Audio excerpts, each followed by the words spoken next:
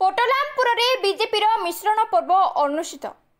सरपंच और समिति सभ्यों समेत बीजेडी छाड़ी बीजेपी रे मिसिले बहु कर्मी और नेता। छत्रपुर ब्लॉक पोटलामपुर पंचायत रे बीजेपी एक मिश्रण पर्व अनुष्ठित होता।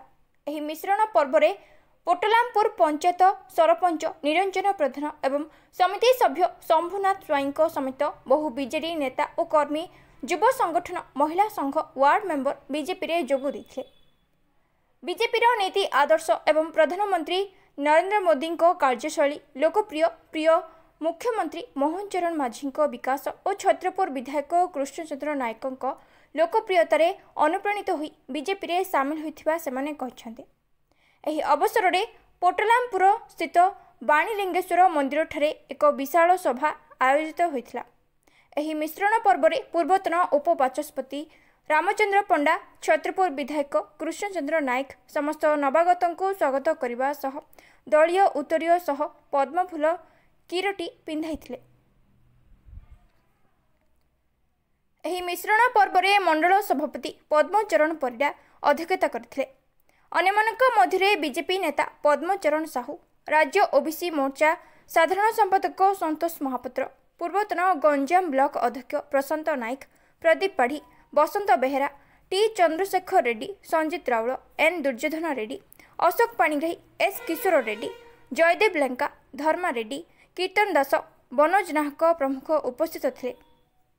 देखंतु पोटलामपुर पंचायत सरपंच समिति वार्ड मेंबर जो माने बहुत दिन है विजु जनता दल रे दायित्व रही विजु जनता दल को जो सक्रिय भाव जो माने काम करुले समस्त नेतृवृंद एठी आज भारतीय जनता पार्टी रे योगदान देइचंती।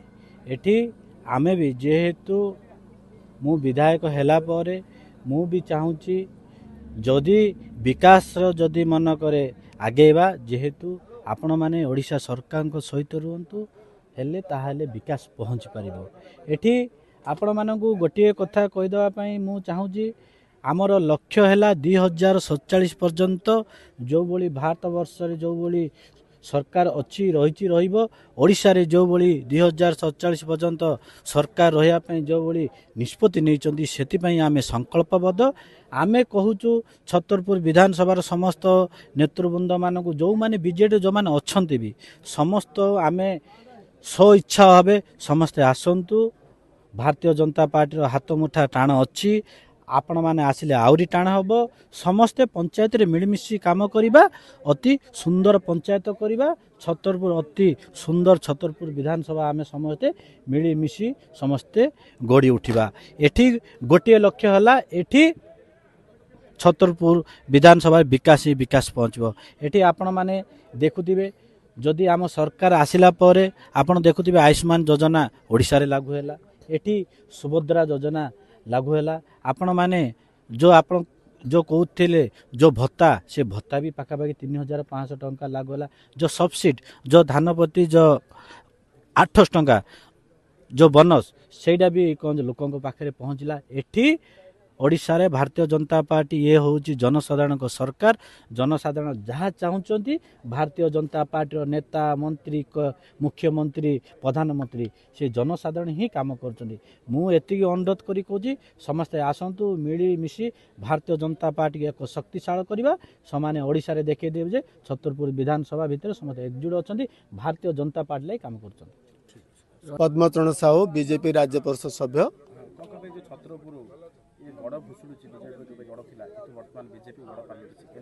देखंतु दीर्घ 2014 मसीहा ठारू प्रधानमंत्री यशस्वी प्रधानमंत्री नरेंद्र मोदी जो विकसित भारतर लक्ष्य ताको पूर्ण करने जो आह्वान अच्छी सबका साथ सबका विकास एवं सबका विश्वास सबका प्रयास रे से जो काम कर चलती विश्वास करी आज भारत वर्षर कोण अनुकोण आसी आम दल में सामिल होती से भाव ये लोकों साहाय्य सहानुभूति डबल इंजिन सरकार ओडिशा रे गठन होती।